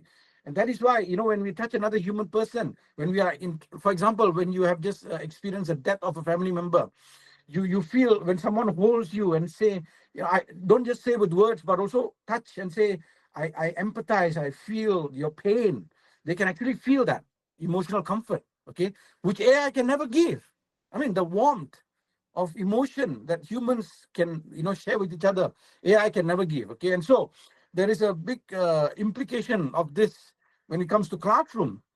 So while the fact of the matter is, next slide, while employment numbers are dropping everywhere because of AI in many industries, logistics, now, where? Rwanda, I saw the documentary the other day. They even had a big conference summit about this. In Rwanda, they are going to use drone to deliver food, to deliver packages and all that. Oh, no. Not just delivery, taxi. Yes. They're going to, use flying taxi, delivery taxi. Yes. You must have watched the same thing. Okay, I'm like, what? This is in Africa and in Rwanda. They're already, playing with this kind of ideas. Wow. So that is where the world is headed. Okay, it means so many taxi drivers will now lose their jobs. These are self-driving, by the way. They don't have a driver inside. The drone will just carry you to wherever you want to go. This is the fact. This is the reality, people. Don't try to fight it. Okay, we have to embrace it. We have to face it bold. Okay. But while numbers are dropping because of AI in wide range of industries, medical, logistics, entertainment, etc., let's not forget. Next slide. When it comes to teaching, when it comes to educators, I don't believe that we will be replaced by AI. The only human educators who will be replaced by AI are those who become irrelevant. Get me? If you don't make sure that you are a relevant force in the field of education, then you will become replaceable. Okay, next slide, please. Until and unless you lose focus and you say, you know what, I will go against AI and education technology and I'll fight against it, that's when you become irrelevant. Instead of doing that, what I would suggest to all of us today is to reconsider our position about this and say, let's embrace it and let's use it to enhance, to accelerate our capacity and our capabilities as human educators, to increase the instances where we are able to touch and connect and interact with our students at a more humane level, the things that we have never been able to do for decades because we were limited by time and resources and budget, etc. Now we can do it because technology, as it becomes more and more commonplace, it will become cheaper and more easily and readily available. So we are actually in a place where we are in an advantage. Human teachers, I believe, will never be replaced by AI because and if they stay relevant to the cause. Okay, when students say, I feel frustrated, teacher, I am stuck, AI will never be able to answer correctly or properly. Okay, this is where a human teacher comes into the picture. Next slide, please. So let's remember this. So this is actually a very comforting notion that I have, and I want to share with you, and that is, regardless of how advanced and developed the world becomes, when it comes to education and teaching and learning, I think teachers and educators are still relevant and we will always be here to stay. Only thing is, we need to remember that we need to continue to upgrade ourselves and keep abreast with the technological development and integrate technology to improve emotional learning in the classroom. All right, let's go to the next slide. All right, so let's move away from traditional methods of teaching and ways of teaching and bring in AI. But remember, AI, you use AI as an integrated tool, not as a separate tool. Okay, you always use it as an integrated tool, and I will show you some examples, real life examples in that direction. Now, just to pick your brain. Okay, again, next slide. Spotify knows your music, doesn't it? There are tools now that knows your musical preferences. Okay, Netflix even predicts your taste. Right? If you said you love one particular movie genre, it will then predict what other movies you like next. Okay, and Google Maps guide your path. Nowadays, I don't even look for my next destination; it's already feeding it to me. Okay, so technology is already part and parcel of our lives. But now, as teachers, next slide, please. As teachers, why don't we make it as part and parcel of our lives as well? No, I like to portray it in this manner. We as the pilots and AI as our co-pilot or even as our radar. Technology used to our advantage so that we can, navigate our journey with our learners so that we all get together and reach our destination together in the most impactful way possible. So let's look at it this way, okay? So AI technology can be our co-pilot or even our radar, guiding our path moving forward. Now, let's go to the next poll, poll number 3. There are total 5 polls, so you know when we are coming to an end, okay? Let's all answer to this question. What's your biggest barrier to using education technology in the classroom? UAE is also introducing flying taxis. Wow. But don't believe 100% with AI. Yes, definitely. AI, many mistakes. Okay, AI, especially this big language models. Today I was watching another TED talk, and the person who presented this is a computer scientist from Korea but living in the US, and they said actually we may think that AI is so clever and so perfect, but actually not. It also makes a lot of mistakes, and we humans are actually ultimately in control of making sure that it is functioning properly. Okay, I see that less and less people are voting now. Only 4 people voted. Okay, 2 people said, 2 people said lack of training. 4 people said fear of losing personal touch. Okay. 1 person said other reasons. Oh, more people are saying lack of training.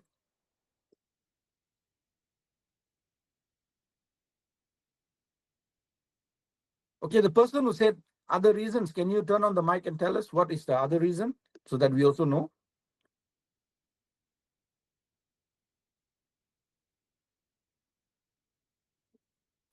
Hello, doctor. Can you hear me?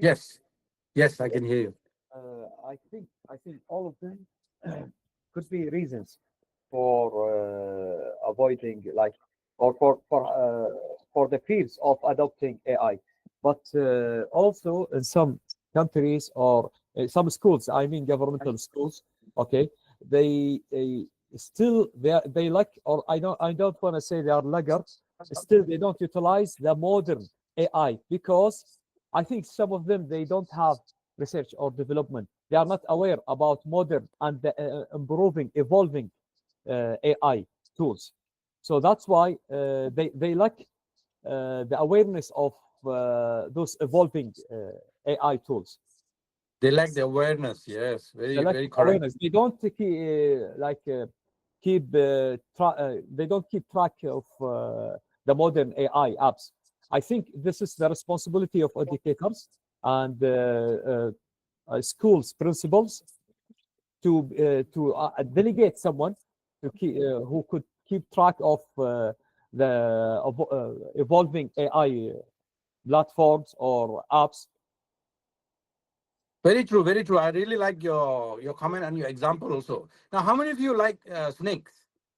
How many of you are able to take snake and put it on around your shoulder? My sister, by the way, she likes to put snakes on the shoulder and all that. But I would stay, 1 kilometer away from that. Okay. Now, why do you think my sister is able to do that? The reason is she knows a little bit more than snakes than I do. Okay. She took the time and the effort. She took the initiative to learn more about snakes and their behavior, and knowledge actually contribute directly to change in attitude. Okay. So what our brother just now was saying is very true. Many times schools, principals, teachers, educators, overall learning communities, right, do not have the right knowledge. And because not having the right knowledge, they lack the right kind of attitude towards some of these tools. So the tools are already there. Everything is already at our disposal. Some of them we can even get it for free. But we are not, doing this because we lack the knowledge. And because we lack the knowledge, we have negative attitude, negative mindset. Okay. Not very good mindset toward these tools, and so we continue to perpetuate to continue thinking that these are all not good for us. Let other schools use, let other educators use, let America use. So we will not use it because we believe in this kind of education. So they stick with it. believe Allah subhanahu wa ta'ala. Yes, sorry. No, by mistake, sorry, by mistake. Oh, sorry. Yeah. So that's why it's very important. Knowledge is power because knowledge impacts attitude. Now, attitude is something to do with feeling, okay? Now, because I lack the knowledge about snakes and snakes' behavior, my attitude, meaning my feeling, is very, very scared and disgusted and all that. But my sister, very comfortable, and she enjoys and she shows off, okay? Because she has the right knowledge. She knows where to hold, how to hold, etc., when to hold. So all that is important. So similar thing, similar principle apply in education. A lot of educators avoid it because first they lack knowledge. And when they lack knowledge, that spills into lack of the right kind of attitude. And that attitude is actually translated into negative emotion. And that's why when you talk about AI, when you talk about education technology, they shut down. They allocate budget for this and that and that, but then they will never allocate budget for technology. Very sad, but that is very true. So I'm very glad that you brought this into the picture because that is very, very real and true challenge that exists even today, even in some of the best schools in the world. Okay. So many of you feel that a lot of educators fear losing personal touch when they use technology. Some of you say that there are institutional restrictions. That is very true. Some of you say that there are lack of training, but the lack of training and fear of losing personal touch are the two main factors. Thank you very much for contributing to that. Let's move on with the next slide. So our aim now, despite whatever barrier you have, I want you to think about, reflect on how you, on your own, in your own classroom, with your own students, start integrating some of these tools, maybe on experimental basis first, on pilot study first, and then you can actually share, but collect data. You use it and collect data, real data, before and after data. And then maybe when you have success, you go and share with other teachers, and then maybe other teachers and all go together with the data, a group of you go to the principal, and then maybe you may be able to convince them better. All right. Now, our idea is to make sure that we tap into human emotions so that students learn curriculum content better. But how we do that is by using technological tools for delivering teaching and learning. And that in turn becomes a transformative teaching experience for students as well as for us. Okay. Now let's go to the tools themselves. Next slide and next slide. The tools. I'm going to introduce you to some, next slide, yeah. A few tools that I just surveyed and are available. Some of them you don't even have to pay for anything. And they are categorized into three main categories, and that is emotion check-in. Remember, we said that teachers don't have time to say, how are you doing? Or ask the question, how are you doing? And to check if students' emotional state is ready for learning, okay? If they're not emotionally ready, they're not learning content at all.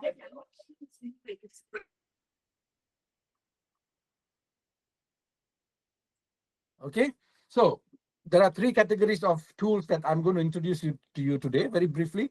Emotion check-ins. Okay, these are some tools to check emotion very quickly, but very effectively.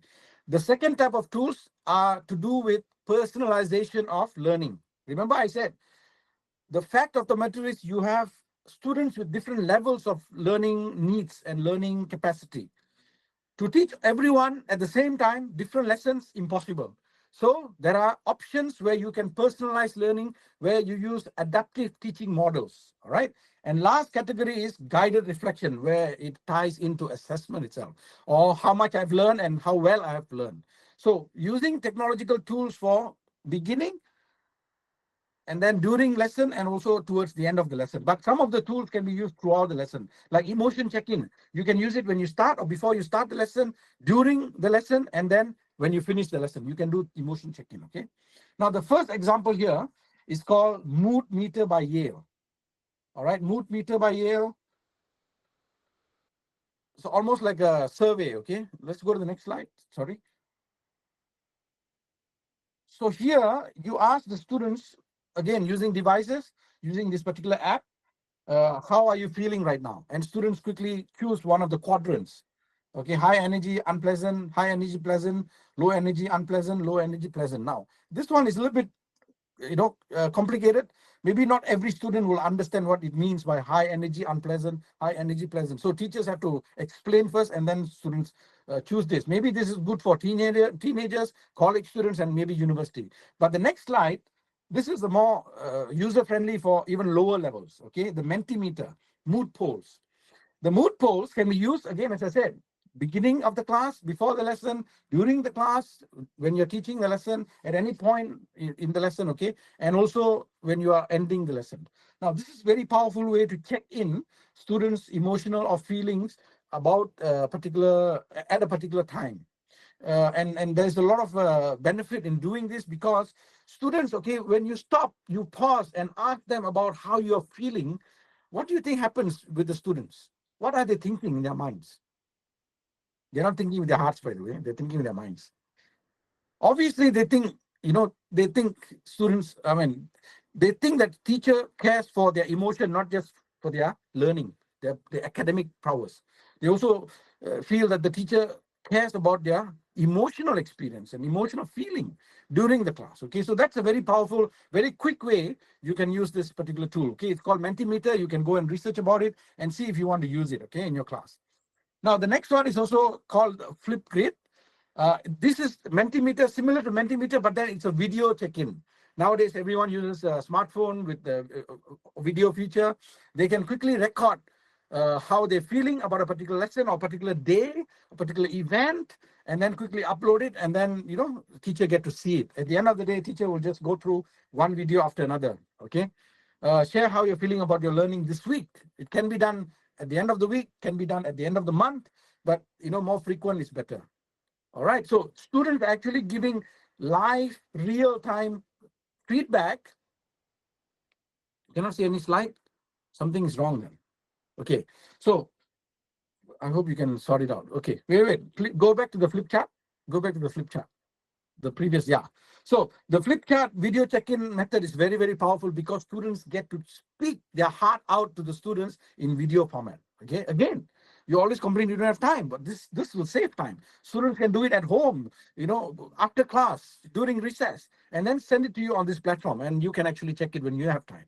Okay, very powerful way to check students' emotion, emotional state, emotional well-being, etc. Or even you can catch problems that students are facing, difficulty, challenges. You can actually address them by watching these videos. Okay, next category is personalizing learning itself. Remember the content. Content is very dynamic, okay? You cannot expect everyone to learn everything at the same time. And in our school, when I actually took over a particular school and became the head of the school, we had 3 campuses and we implemented something very powerful called Alex, A-L-E-K-S, Alex. Alex is, now, by the way, Alex is something that was developed 10 years ago.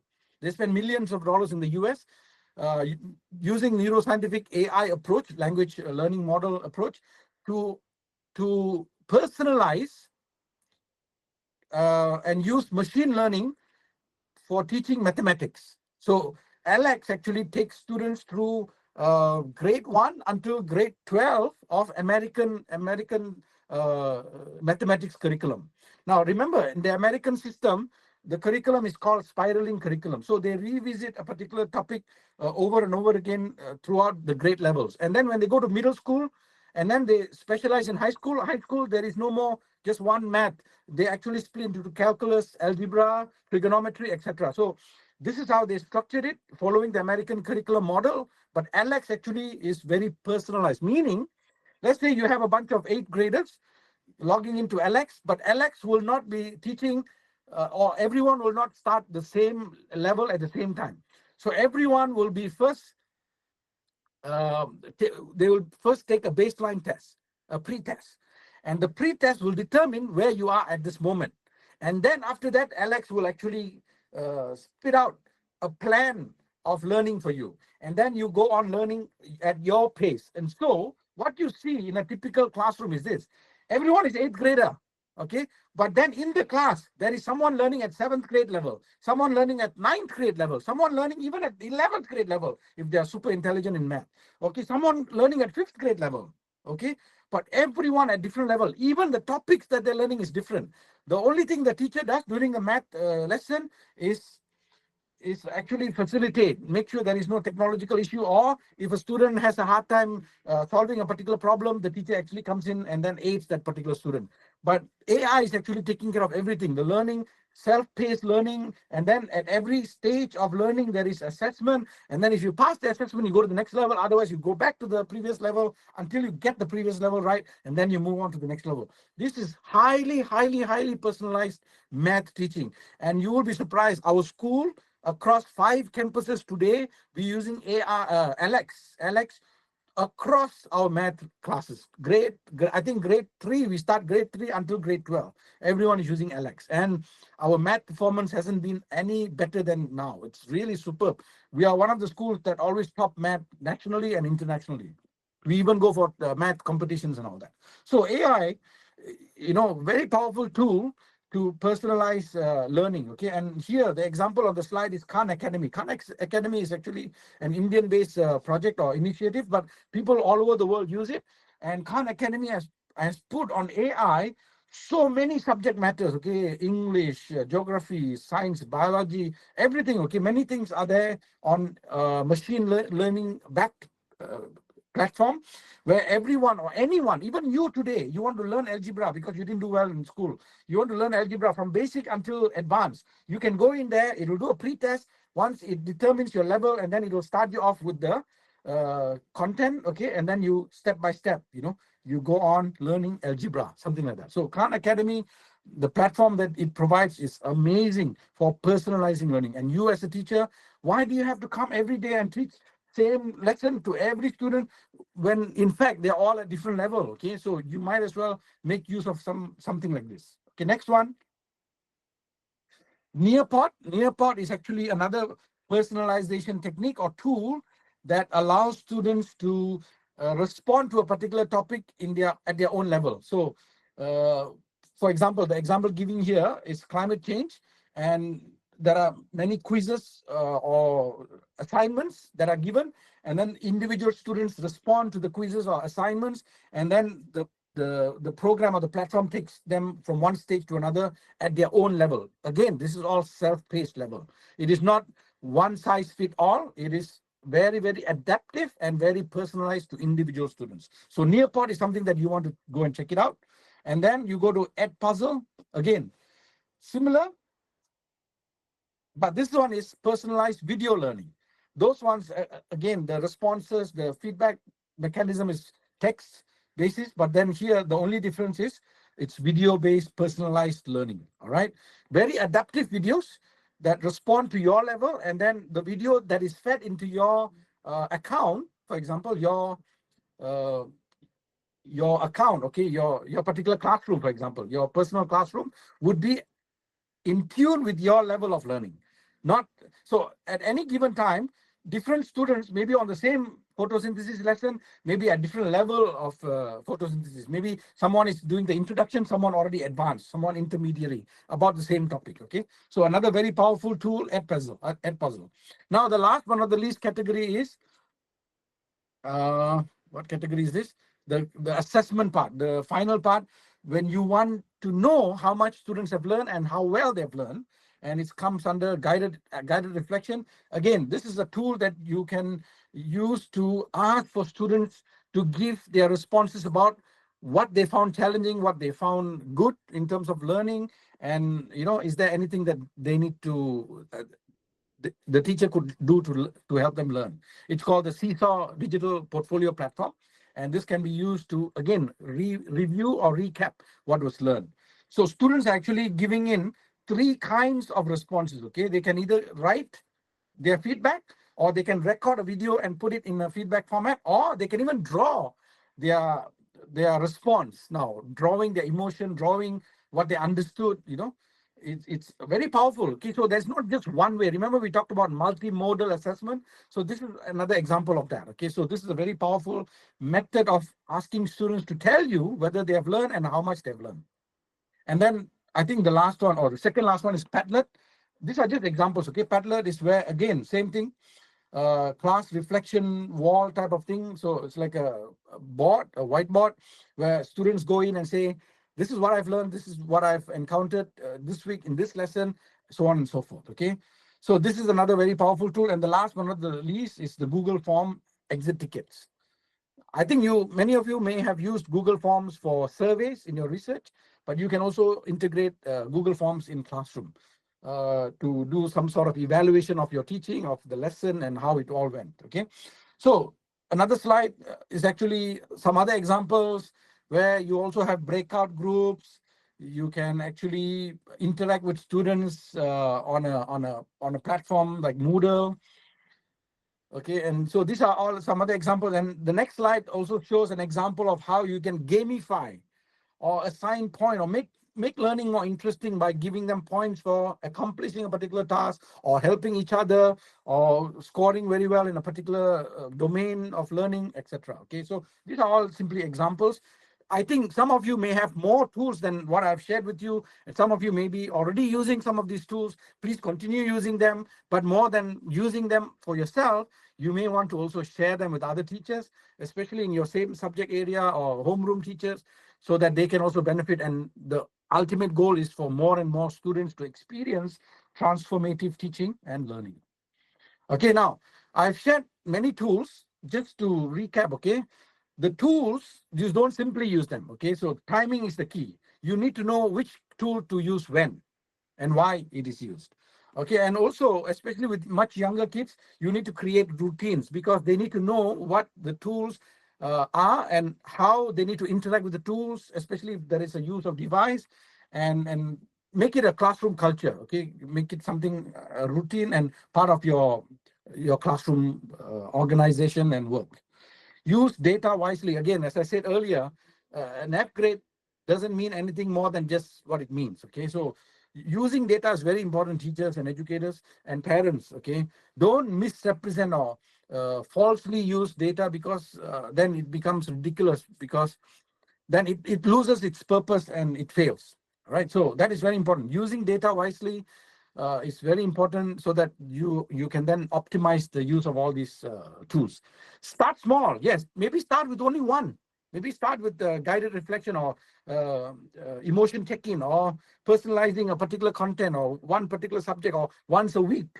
Start small, okay, but start somewhere. Don't just postpone it or put it away. Foster community learning environment and culture. Okay, get more people to use these tools. Get more teachers. Get more students. create a culture of learning and integrating these tools in your classroom first, and then in your school as a whole, or within your departments. And then last but not the least, now I cannot stress this more, prioritize safety, especially when there is community chats, group chats, things like this, okay, where people encroach in each other's privacy or private space, giving comments and all that. Make sure there is no bullying or cyberbullying happening. So you as the teacher, you are responsible for this. So having said that, we need to use and maximally optimize the use of these tools. You are responsible at the same time, and your students are responsible for safety. Okay, so you need to ensure this. So these are very important pointers to keep in mind when you implement the tools. Okay, we have come to the second last poll. Few more slides and we are done. I know you're sleepy already. Okay, after this session, okay, how likely are you to intentionally integrate EQ and education technology in your teaching? I'm talking about both, okay, but doing one with the use of the other. Okay, in other words, you use education technology and AI to enhance emotional experience of students. How many of you are likely? And let's see. Polls. Okay. Wow, I like that. Very likely, 3 votes already. Encouraging. Encouraging. Wow, 7. Good. I'm very glad that there is no one saying unsure or not likely. Not likely means we have failed. Unsure also we have failed. But likely and not very likely is very good. So I'm very encouraged today to see your responses. As I said, start small, start somewhere. And some of these things, especially when you try to implement something new, when you talk about something new in schools, after attending workshops and seminars like this, you are so charged up, inspired, super motivated. But then after 1 week, after 2 weeks, after 1 month, everything goes away, back to square one. Same old. But that can be avoided if you create a community of learners that, hold each other's hand and do it together. That is the key to success in schools. When you want to implement anything good, anything positive, anything impactful, do it together with others. And then you can sustain the energy and the momentum. All right. Thank you very much, everyone, for responding to that poll. Let's go to the next slide. So let's face the reality, okay? Let's accept the reality. In the next 5 to 10 years, educators, teachers, and parents, classrooms, whether it's physical or virtual, will be more tech-driven than ever, okay? It'll be more tech-driven than ever. That is the reality. We have to accept it. So teachers, next slide. Teachers who thrive, who succeed, will be those who let AI handle routine, mundane tasks. Okay, so go back today, when you go back today, or maybe Monday when you go back to school, ask yourself, what are the routine tasks that you're doing on a day-to-day basis that is sucking you out of all your energy and time, precious time? List that down and then try to answer the question, are there any AI tools or software application that I can use to handle that for me? If there are, then why should I not use it? Okay, let me use it. Okay, next, teachers who thrive will focus on human connection, mentoring, and empathy. That's a fact. Okay, so your role as a teacher is going to drastically and dramatically change from mere content deliverer, okay, and marking of papers and administrative role and attending meeting, teachers conference and all that, to something more human connection related, more mentoring related. Coach, you all are going to become coach, mentors, people with high level of empathy, inspiring learners to go from one step to another in their journey, in their learning. And teachers who thrive will blend EQ with education technology as a natural partnership. In other words, next slide, they are actually going to blend emotion and increase the instances of emotional learning with the use of technology and make learning itself more meaningful, more practically optimal. All right. Now, let's go to the next slide. So here is another pictorial or graphic representation of what I have in my heart, okay? No, not in my mind. My mind that I want to communicate with you. So emotion is the engine of learning. You all agree with this, right? Okay, if you don't agree with this, please go back to neuroscience and learn about the brain and how it works, okay? Emotions are the engine of learning. If a student is unhappy, he cannot learn. Don't make mistake, he cannot learn. He will not learn, okay? And technology is the tool that accelerates that learning experience, okay? And the teacher is always the pilot, guiding both or in control of both. All right, so teachers, one comforting message that I want to leave with you today is that you will never go out of business. You will never go out of job as long as you remain relevant. And being relevant means being neuroscientifically aligned and being technologically driven. Okay, so teachers, let's not perceive ourselves as going against technology, but going in partnership with technology and embracing emotion as the glue that makes transformative learning a possibility. All right, once again, I emphasize, I want to close with this. The human educators will never be replaced by AI unless they become irrelevant. Next slide. All right, unless you become irrelevant, next slide. You will never be replaced. So make sure you remain relevant and you will never go out of job as educators. In fact, your role in this world will become more consolidated, more strengthened, because you have something that AI or technology does not have. Next slide. One last poll. Okay, one last poll. So everyone, please, okay, contribute. One last poll. How do you feel about your future as an educator after today's session? All right. Empowered, energized, inspired. Right. I hope no one is more confused than ever. All right. Very encouraging. Whether you're empowered, you're energized, or inspired, or even motivated, I'm very happy. Okay, so stay empowered, stay energized, stay inspired, stay motivated, and stay true to your profession.